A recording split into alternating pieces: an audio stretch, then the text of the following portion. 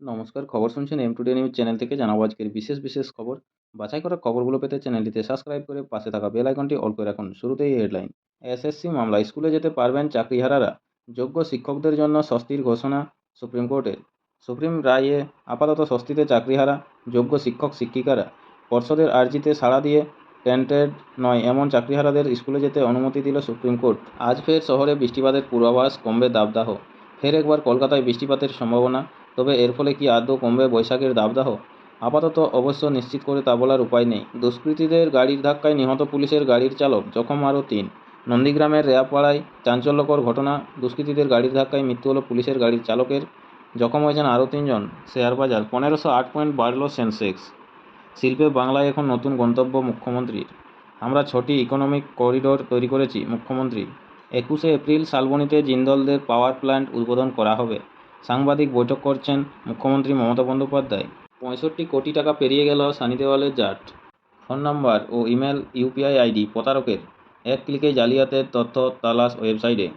ট্রেনের কামরাতেও ATM, pilot project Panchavati এক্সপ্রেসে। দূরপাল্লার কামরায় উঠে মাদক খাইয়ে অপারেশন। চলন্ত ট্রেনে যাত্রীদের টাকা লুটে ধৃত প্রতিবন্ধী। ছোটোখাটো চেহারা, ডান পায়ে সমস্যা থাকায় খুঁড়িয়ে খুঁড়িয়ে হাঁটে। এভাবেই সে উঠে পড়ত কোনো দূরপাল্লার ট্রেনের বিশেষভাবে সক্ষমদের জন্য সংরক্ষিত কামরায়। আগামীকাল গুড ফ্রাইডেতে কমবে মেট্রো পরিষেবা। গুড ফ্রাইডে উপলক্ষে আগামীকাল শুক্রবার সরকারি ছুটি। অফিস কাছারি, স্কুল কলেজ বন্ধ থাকবে। স্বভাবতই রাজপথে নিত্যযাত্রীদের ভিড় অপেক্ষাকৃত কম থাকবে। মানবদেহে ব্যাকটেরিয়ার বিরুদ্ধে যুদ্ধের শেষ হাতিয়ার আবিষ্কৃত। বোম্বে আইআইটিতে বাঙালি গবেষণা। প্রতি মুহূর্তে লক্ষ লক্ষ ব্যাকটেরিয়ার হানাদারি সত্ত্বেও অধিকাংশ মানুষ দিব্য বেঁচে পড়তে আছেন। অসুখের সঙ্গে দিব্য লড়াইও করে যাচ্ছেন। সরকারি সম্পত্তি ধ্বংসকারীদের বিরুদ্ধে আইন প্রয়োগ করুন, পুলিশকে কড়া নির্দেশ মুখ্যমন্ত্রীর। মুর্শিদাবাদের সাম্প্রতিক হিংসা পর্বে সরকারি সম্পত্তি ধ্বংসকারীদের বিরুদ্ধে কড়া ব্যবস্থা গ্রহণে পুলিশকে নির্দেশ দিয়েছেন। বুধবার নেতাজি ইন্ডোর স্টেডিয়ামে ইমাম মুয়াজ্জিনদের সমাবেশ মঞ্চ থেকে মমতা বলেন, সরকারি সম্পত্তি নষ্ট করলে কড়া আইন আছে রাজ্যে। ৪ বছর আটকে থাকা বরাদ্দ মিলবে তো? ফের বঞ্চনা আশঙ্কা রাজ্যে। ২০১৮ সালের ১ এপ্রিল মাল্টি সেক্টরাল ডেভেলপমেন্ট প্রকল্পের নাম বদলে প্রধানমন্ত্রী জনবিকাশ কার্যক্রম করে নরেন্দ্র মোদী সরকার। বেহালায় প্রতি মাসে প্রায় ২৫০ মদ্যপ চালক পাকড়াও, তাও ফিরছে না হুঁশ। কয়েকদিন আগের ঘটনা, ভিড়ে ঠাসা ঠাকুরপুকুর বাজারে বেপরোয়া গাড়ির মদ্যপ চালকদের দৌরাত্ম্যে এক পথচারীর মৃত্যু হয়। আহত ৮ জন। অনিচ্ছাকৃত খুনের অভিযোগে গ্রেপ্তার পরিচালক সিদ্ধান্ত দাস ওরফে ভিক্টো। আপনারা এতক্ষণ শুনলেন আজকের শিরোনাম। আসবো বিস্তারিত খবরে। সুপ্রিমের রায়ে আপাতত স্বস্তিতে চাকরিহারা যোগ্য শিক্ষক শিক্ষিকারা। পর্ষদের আর্জিতে সাড়া দিয়ে টেন্টেড নয় এমন চাকরিহারাদের স্কুলে যেতে অনুমতি দিল সুপ্রিম কোর্ট। পাশাপাশি রাজ্যকে ৩১শে ডিসেম্বরের মধ্যে পরীক্ষা নিয়ে নিয়োগ প্রক্রিয়া শেষ করতে হবে এবং ৩১শে মের মধ্যে এ সংক্রান্ত হলফনামা জমা দিতে হবে বলে জানিয়েছে সর্বোচ্চ আদালত। প্রসঙ্গত, একসঙ্গে প্রায় ২৬,০০০ শিক্ষক শিক্ষিকা ও শিক্ষাকর্মীর চাকরি চলে গেলে রাজ্যের শিক্ষা ব্যবস্থা ভেঙে পড়তে পারে। এই সংখ্যা জানিয়ে সুপ্রিম রায়ে অন্তর্বর্তীকালীন পরিবর্তন চেয়ে সুপ্রিম কোর্টের দ্বারস্থ হয়েছিল মধ্যশিক্ষা পর্ষদ। সেই আবেদনে সাড়া দিয়েই এদিন নয়া নির্দেশ দিলেন প্রধান বিচারপতি সঞ্জীব খান্না। তিনি জানান, শুধুমাত্র যোগ্য শিক্ষকরাই আপাতত কাজ চালাতে পারবেন। পড়ুয়াদের ভবিষ্যতের কথা চিন্তা করে আদালতের এই সিদ্ধান্ত বলে জানানো হয়েছে। তবে শিক্ষাকর্মীদের জন্য নতুন কোনো সিদ্ধান্ত নেওয়া হয়নি। উল্লেখ্য, আদালতের এই নির্দেশের পর রাজ্যের তরফে আইনজীবী কপিল সিবাল জানান, ৩১শে মের মধ্যে নিয়োগের বিজ্ঞপ্তি প্রকাশ করা হবে এবং নতুন নিয়োগ শেষ করা হবে ৩১শে ডিসেম্বরের মধ্যে।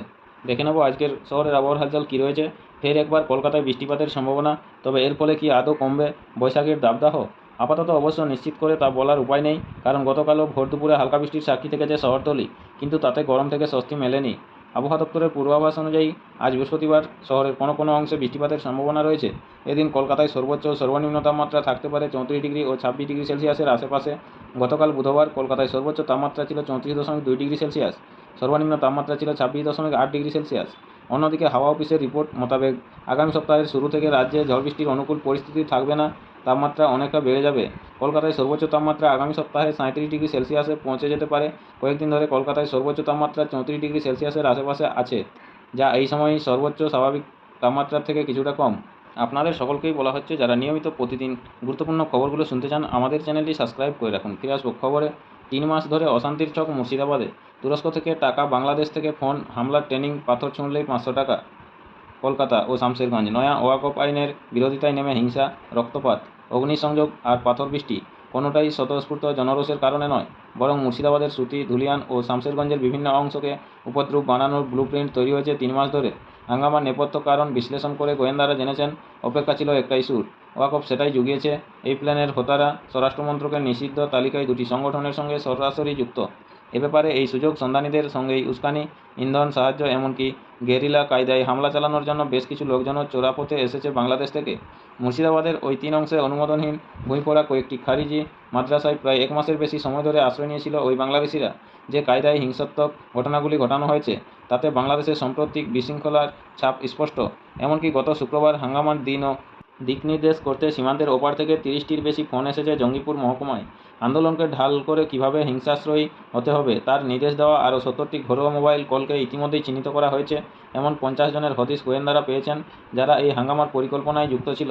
জানা গিয়েছে রেললাইনের পাথর মজুত করা বাণিজ্যিক প্রতিষ্ঠানে লুটপাট, বাছাই করে কিছু বসত বাড়িতে হামলা, সরকারি সম্পত্তি ধ্বংস, অগ্নিসংযোগ, সড়ক ও রেল যোগাযোগ থমকে দেওয়া সবই পূর্ব পরিকল্পিত।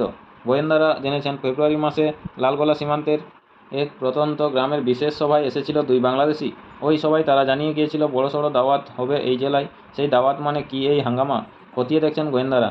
তাদের সূত্রে জানা যাচ্ছে অশান্তির জন্য লজিস্টিক সাপোর্ট এবং অর্থ সরবরাহ করেছে এমন 2টি স্বেচ্ছাসেবী সংগঠনের নামও এই পর্বে সামনে এসেছে। পরিকল্পনা মতো হাঙ্গামা ও অস্থিরতা তৈরি করার জন্য অর্থ এসেছে তুরস্ক থেকে। তদন্ত পর্বে আরও একটি বিষয় সামনে এসেছে। কাশ্মীরের বিভিন্ন প্রান্তে একসময় যেভাবে নিরাপত্তা বাহিনীকে লক্ষ্য করে পাথর ছোঁড়া হতো, গত বৃহস্পতিবার থেকে শুরু হওয়া মুর্শিদাবাদের ওই 3 অংশের হাঙ্গামায় ওই একই কায়দায় প্রয়োগ করা হয়েছে। প্রশিক্ষণের পাশাপাশি হাঙ্গামার সময় পাথর ছোঁড়ার জন্য 500 থেকে 1000 টাকা করে মিলেছে।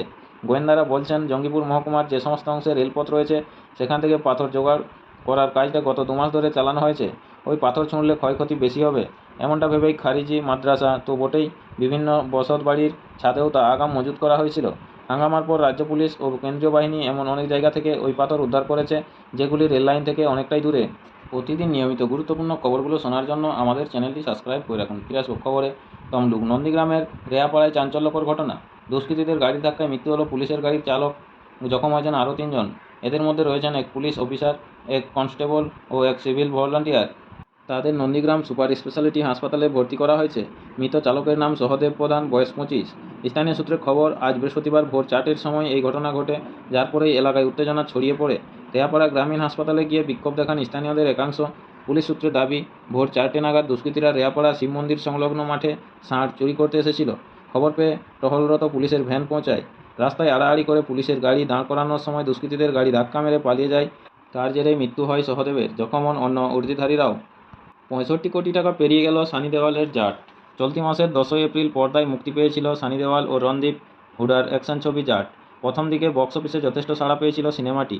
এমনকি সপ্তাহান্তে বেশ দাপটের সঙ্গে ব্যবসা করছে ছবিটি, কিন্তু সপ্তাহের মধ্যবর্তী সময়ে ছবিটি যেন বেশ কিছুটা খুঁড়িয়েই চলছে। সমালোচকদের দাবি, 1 সপ্তাহ পার করতে না করতেই দর্শক সংখ্যায় ভাটা পড়েছে। বক্স অফিস সূত্রে খবর, ছবিটি প্রথম দিনে প্রায় 9.5 কোটি টাকা উপার্জন করেছিল। প্রথম রবিবার এই আয়ের সংখ্যা বেড়ে হয় 14 কোটি টাকা। তবে সপ্তাহ দিনে অর্থাৎ গতকাল সিনেমাটি মাত্র 4 কোটি টাকা ঘরে তুলতে পেরেছে, যার ফলে এখন পর্যন্ত দেশে সিনেমার মোট আয় হয়েছে 57.50 কোটি টাকা।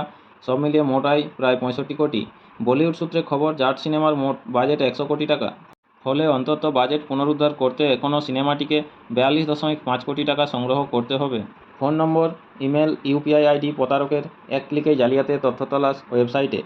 আপনাদের সকলকেই বলা হচ্ছে, যারা নিয়মিত গুরুত্বপূর্ণ খবরগুলো শুনতে চান আমাদের চ্যানেলটি সাবস্ক্রাইব করে রাখুন। ফিরে আসবো খবরে। কলকাতা, অপরিচিত নম্বর থেকে ফোন রিসিভ করতে ওপারের কণ্ঠ জানালো, পরপর ইউপিআই লেনদেনের জেরে আপনার ব্যাঙ্ক অ্যাকাউন্টে লেনদেনের ঊর্ধ্বসীমা পেরিয়ে গিয়েছে। আজকের দিনের জন্য ব্লক করে দেওয়া হয়েছে ডেবিট কার্ড। ব্লক খুলতে নিচের লিঙ্কে ক্লিক করুন। এরকম নানান বিশেষযোগ্য অছিলায় প্রতিনিয়ত টাকা হাতানোর ছক কষছে সাইবার জালিয়াতরা। গ্রেপ্তার হলেও কয়েক মাসের জেলমুক্তি জামিনে, তারপর ফের একই কীর্তি। বারবার ফোন, মেসেজ কিংবা ইউপিআই আইডির মাধ্যমে জালিয়াতি রুখতে এবার এক অভিনব পদক্ষেপ করল Indian cyber crime coordination centre. যে কোনো অজ্ঞাত পরিচয় phone number, email ID, bank account number, UPI আইডির বৈধতা যাচাই করতে পারবেন সাধারণ মানুষ। I4C পোর্টালে গিয়ে সেই তথ্য দিলেই এজেন্সি জানিয়ে দেবে সেই নাম্বার বা অ্যাকাউন্ট কোনো সাইবার ক্রাইমের সঙ্গে যুক্ত কিনা। সংশ্লিষ্ট SIM, email ID, uniform resource locator, URL কিংবা ব্যাঙ্ক অ্যাকাউন্ট নম্বর যে অসাধু হতে গিয়েছে, সেই এক ক্লিকে জানিয়ে দেবেন এই বিশেষ পোর্টাল। এক কথায় সাইবার অভিযুক্তকে চিহ্নিত করতে পারবেন আমজনতাই। স্বরাষ্ট্রমন্ত্রক সূত্রের খবর, গোটা বিষয়টি এক পোর্টালের আওতায় নিয়ে আসা সম্ভব হয়েছে crime and criminal tracking network system বা CCTNS এর সৌজন্যে। কি এই CCTNS? মূলত এটি একটি তথ্যভাণ্ডার যেখানে দেশের সব রাজ্যের পুলিশ ও গোয়েন্দা এজেন্সি তথ্যমূলক যাবতীয় তথ্য আপলোড করে অভিযোগ থেকে শুরু করে অভিযুক্তের গ্রেপ্তারি, ধৃতের নাম, ঠিকানা সহ ফিঙ্গারপ্রিন্ট, রেটিনা সবটাই সংরক্ষিত থাকে এই ডেটাবেসে। হোয়াইট কলার ক্রাইমের ক্ষেত্রে এবার নতুন করে একটি বিশেষ উদ্যোগ নিয়েছে স্বরাষ্ট্রমন্ত্রক।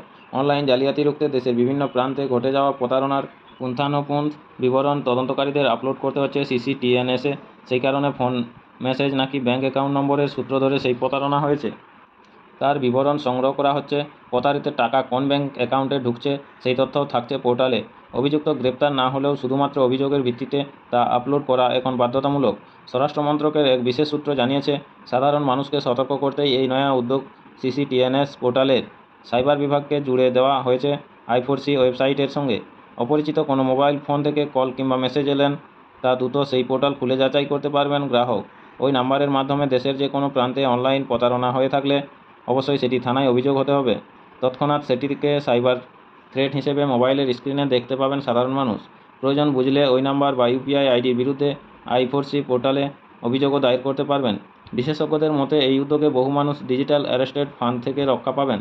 নমস্কার, এখনকার স্থানীয় সংবাদটি এই পর্যন্তই। পরের সংবাদটি পেতে চ্যানেলটিতে সাবস্ক্রাইব করে পাশে থাকা বেল আইকনটি অল করে রাখুন। সবাই ভালো থাকুন, সুস্থ থাকুন। দেখা হচ্ছে পরের আপডেট খবরে। ধন্যবাদ।